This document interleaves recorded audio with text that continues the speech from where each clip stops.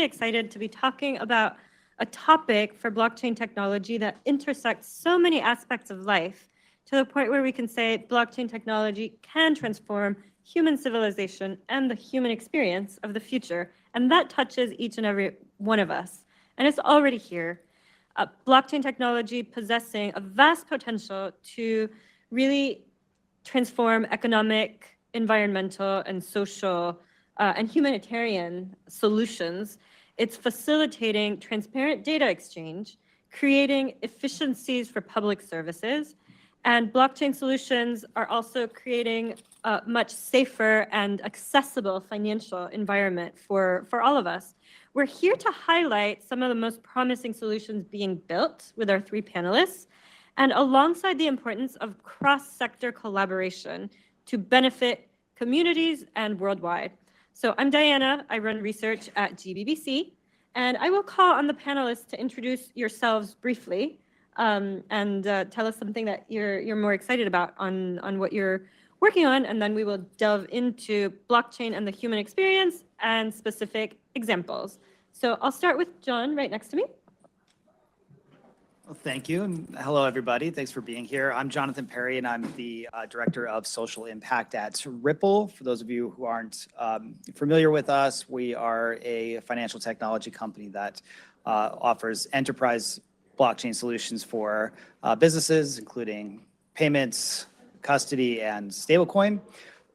I get to manage a number of our philanthropic initiatives and our social impact programs, which includes partnerships with nonprofit organizations, academic partners, and where we can fund, learn, and apply blockchain for good in use cases like financial inclusion, which is one of the pillars of our social impact work. So really excited to be here and excited to talk primarily about stablecoins and some of the applications that we are seeing them be used for good. Now, Cecilia.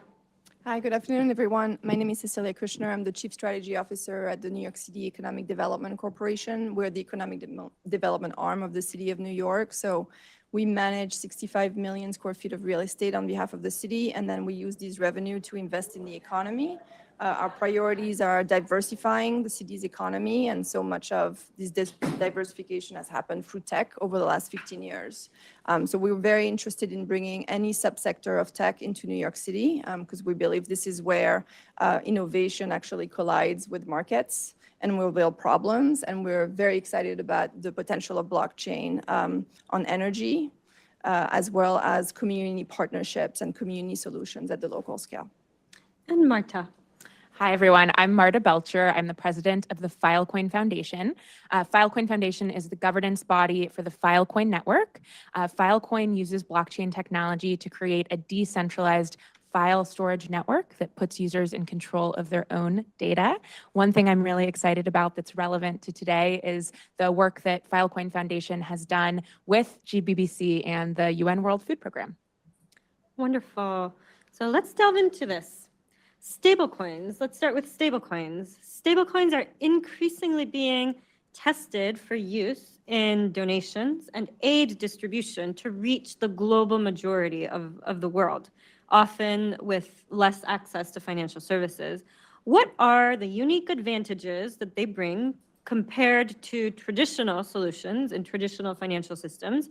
And what challenges remain in scaling these solutions globally? John. That's a great question. Thank you. Well, so Ripple, I'll back up a little bit, and Ripple's impact programming, to date, we've now reached around $200 million donated and pledged. A lot of that we have done both in cash and XRP, one of the assets that we leverage, and now RLUSD, which is Ripple's stablecoin, Ripple USD. And for donations, I think what we're seeing in philanthropy is that the primary advantage with a stablecoin is first and foremost speed, and secondly savings, especially with cross-border donations and flows, and then also transparency is pretty significant advantage for especially when we're talking about aid distributions or NGOs that could really point on a blockchain where the funds that they are using in their programs or that are being donated to them are going. So donating in XRP has been a core part of some of our philanthropic strategy since the beginning of our Ripple Impact initiative, which Ripple Impact is our CSR, corporate social responsibility or social impact programming as a company. But with the launch of our new stablecoin, we have expanded that significantly and much so recently. So this year already we've pledged $50 million, largely in RLUSD, to education and economic opportunity causes here within the United States. And even within domestic use cases, one of the things that we're seeing is that like near instant transfer and the 24/7 ability to be able to move funds into a wallet for a nonprofit organization that is used to wire donations and transfers is really eye-opening for them, even if it's not a cross-border flow, right? So part of why we're doing some of these are educating more and more, especially larger nonprofit organizations, on how these new financial technologies can help their operations. And it's also, stablecoins are making crypto more accessible for nonprofit organizations that are generally more concerned about more volatile assets, right? So there's a lot of rules in place, and you've got boards of directors that are concerned about holding or managing digital assets that are going to potentially change value rapidly. But when we get into international aid, I think the advantages are so much more significant. Stable coins offer, again, that speed and that transparency.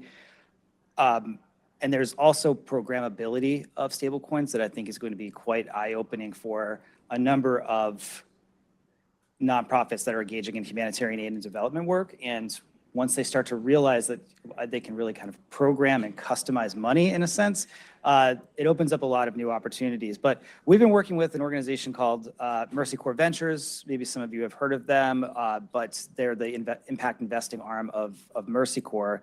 And one of the pilots that we've conducted with them is an anticipatory cash transfer. So using stable coins and smart contracts to deliver funds ahead of a climate shock so that they're reaching the people who are essentially insured by the stablecoin against a drought in this case. And we're in the third phase of this pilot, but in the first phase, we were able to achieve a 75% reduction in the transaction cost and a 90% reduction in the amount of time it took to get funds to those beneficiaries. So some pretty significant potential applications in both financial inclusion, insurance, and humanitarian aid.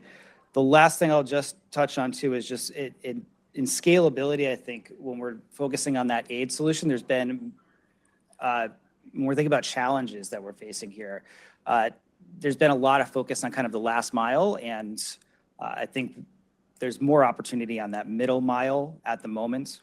So less focus on expecting people who are in poverty or in a crisis situation to be able to accept a stable coin or a digital asset, as helpful as that might be, and more focus on helping large organizations to actually move the funds where they need to in large amounts rapidly. So a new thing that we are doing this year is bringing on some of our nonprofit partners to Ripple Payments and helping them with some of these larger cross-border flows, not just in the humanitarian space, but also in the development space as well. So yeah, a lot of exciting applications. Yeah, so much opportunity ahead.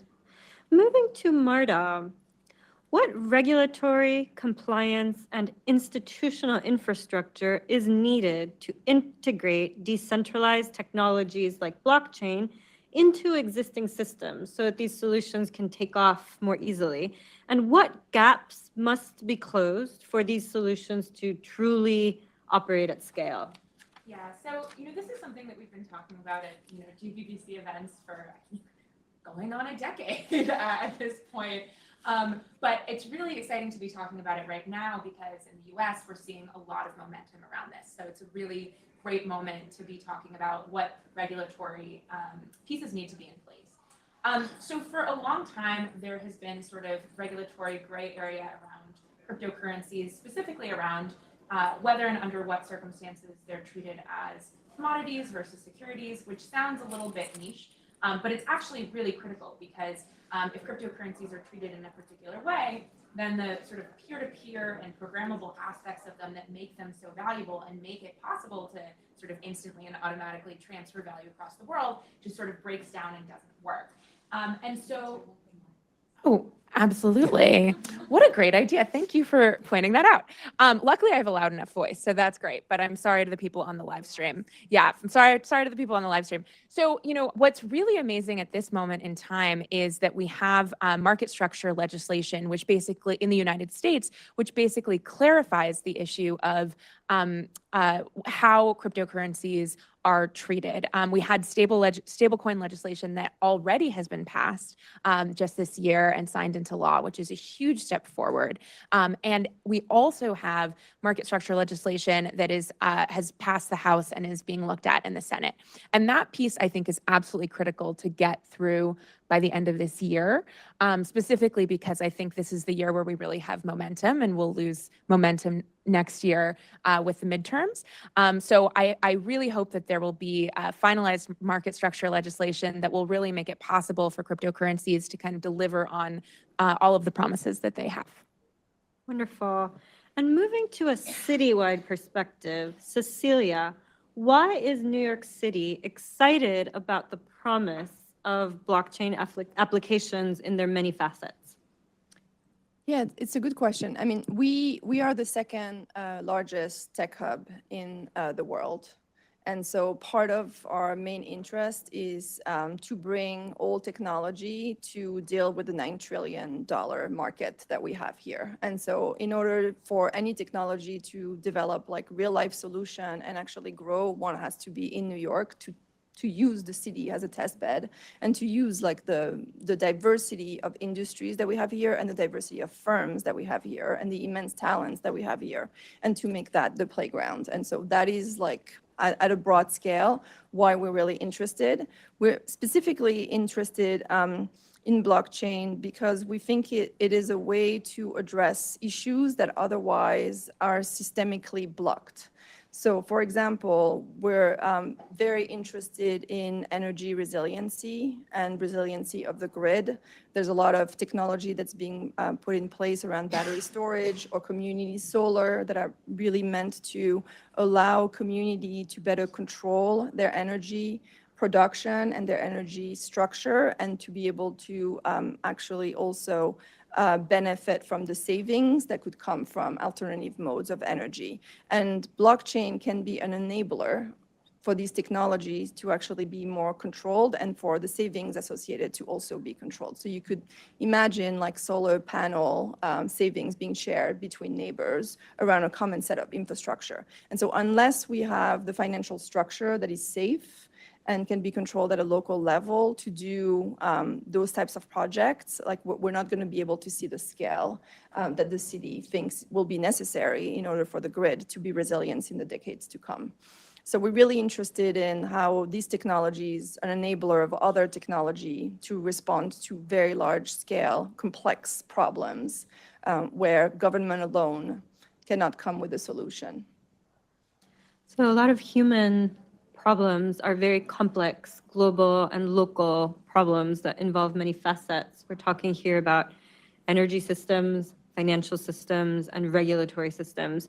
If we go deeper into examples, and going back to John, in terms of the future, what are the biggest areas that present opportunities for blockchain to make a meaningful humanitarian impact?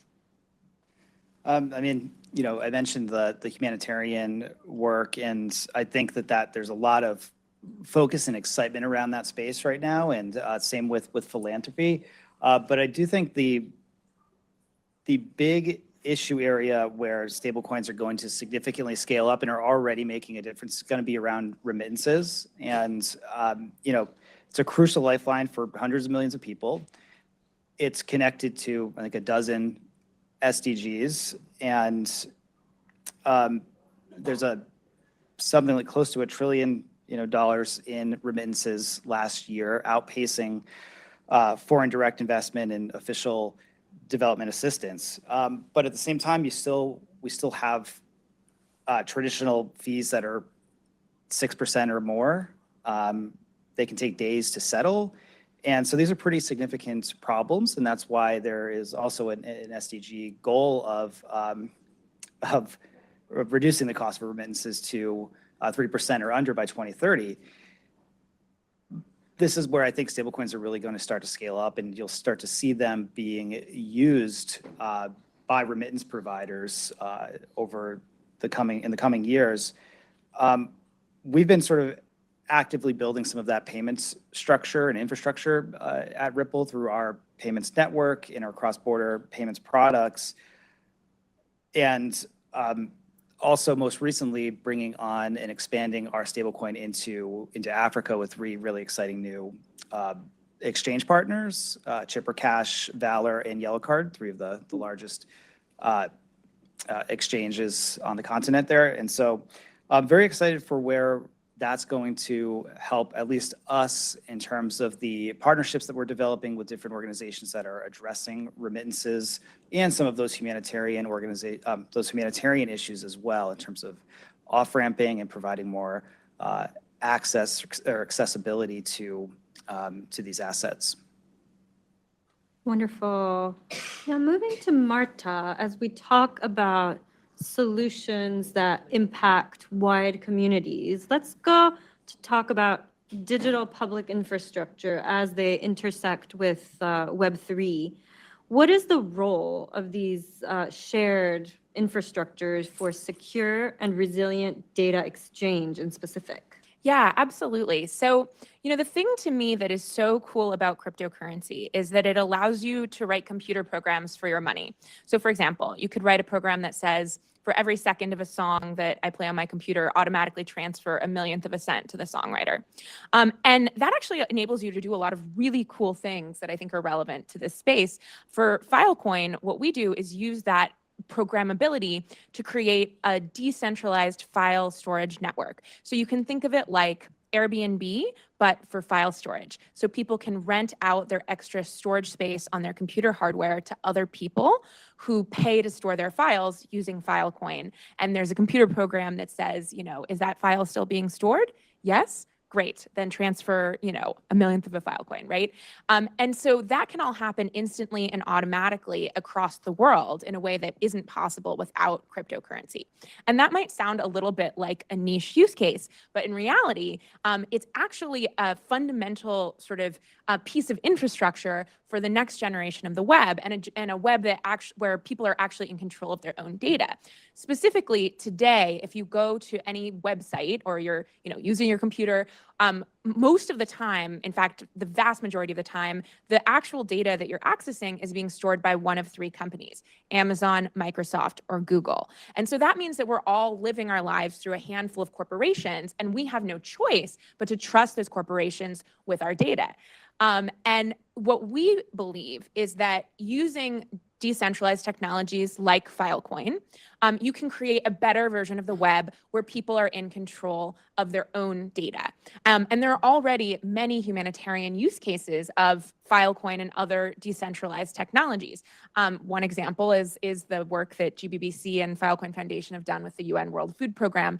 But there are also a bunch of really amazing use cases where, for example, evidence of war crimes in Ukraine has been stored on the Filecoin network, which enables it to be stored in many places across the world, so there isn't a single point of failure where that information can disappear. And you can also cryptographically prove that the information was never tampered with, and that data stored on the Filecoin network has been submitted to the International Criminal Court. There's also, evidence of, genocide survivor testimony, very sensitive climate data that might otherwise, be deleted if there are single points of failure. We've seen a lot of data disappear just in the past year, really important data sets. Those are the kinds of things that you can use these decentralized technologies to store to enable a much more resilient infrastructure that is much better for sort of the future of preserving humanity's most important information.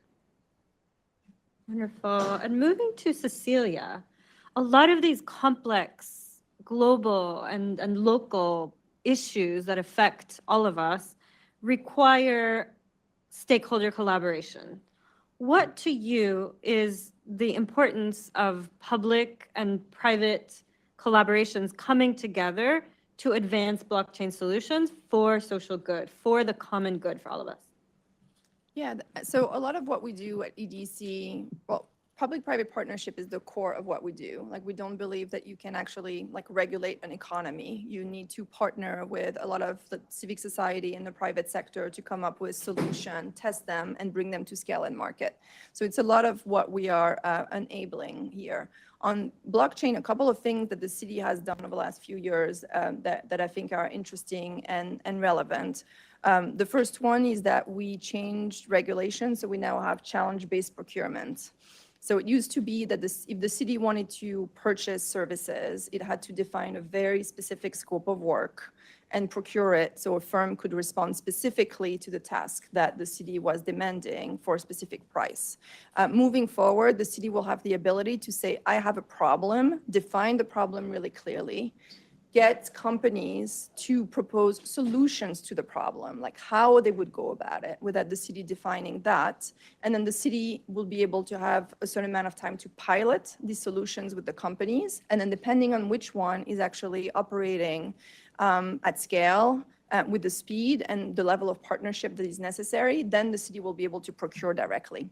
So we're creating a regulatory environment for purchasing goods and services that will be a lot more enabling of new technology and ideas, and will remove a little bit of the burden on the city to come up with the perfect solution and rather ask the market, what have you come up with that like we may not be even aware of, and that could be a novel solution that we can test. So the city has began to do that on the issue of heat pumps for NYCHA, but now is looking at services and technology responses. So I think like that will be a game changer in being able to like scale in a very different way. A lot of what we do also at EDC is making sure that if there is a new technology, any New Yorker has the ability to really engage with it, because we're a firm believer that unless you put this new technology in the hands of like regular people who are not in tech companies, to your point, you will come with different solutions than what has been predetermined. And so about a couple of years ago, we made an investment where we actually bought a node for CUNY in Queens College.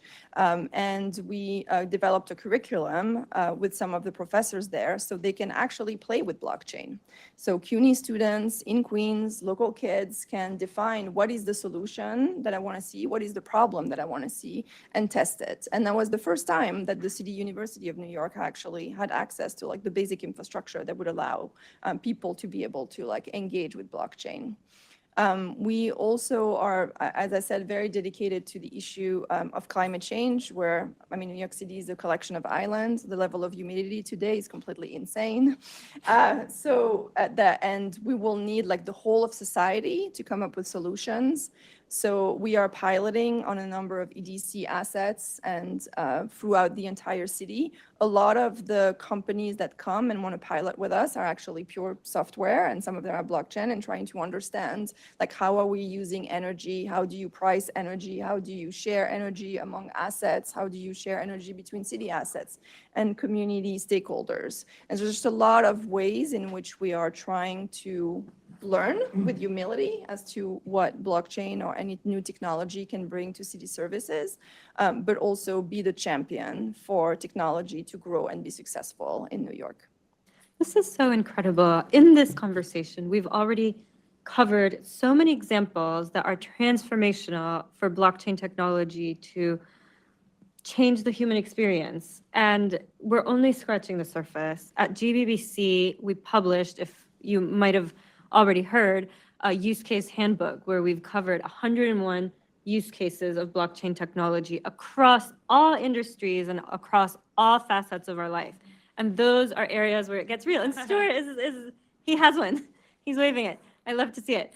So there's so much excitement around it, and there's so much hope and opportunity for our future, and to have a better future where the common good is at the center of innovations. So let's close our discussion in the next 3 minutes that we have with a sentence for each of you. What is your prediction of how humanity will be changed for the better with blockchain technology? I cannot do that in a sentence. I will do my best. I mean, one of the things that I'll just say is that I think one of the most exciting things about blockchain and blockchains is that they all have their own ecosystems that are creating exciting projects and innovators and new ideas. And I think that that's the most exciting thing that's going to end up contributing in a positive way to this world. Not necessarily a single company or a product, but these ideas that are continuing to take place by piloting and on college campuses and through emerging market builders who are trying to leverage this technology for real solutions. So that's what I'm most excited about. I think I'm most excited about the colliding of real issues with the immense possibility of this technology. And I think we haven't yet seen what it can do because it hasn't been done at a true scale. And I think New York City is the place where you can do that just because of the immense complexity that we are. And I think because we are uniquely urban environments in the nation, a lot of what happens here can also be used and learned in different environments around the world who are equally dense and complex as we are, which may not be the case in a lot of places in the United States. And so I think we are a little bit of that epicenter for the country and for the world. For Exactly. benchmarking for other people. Exactly. If it works here, it will work someplace else. Mm-hmm. Marta. I think cryptocurrency does for value what the internet really did for information, which is to say, making it as easy and instantaneous to send value across the world as it is to attach a file to an email. And to me, that's really exciting, and we've only scratched the surface on what possibilities that opens up. Well, we only have the future to look ahead to. Thank you so much to our 3 panelists, and thank you to all of you.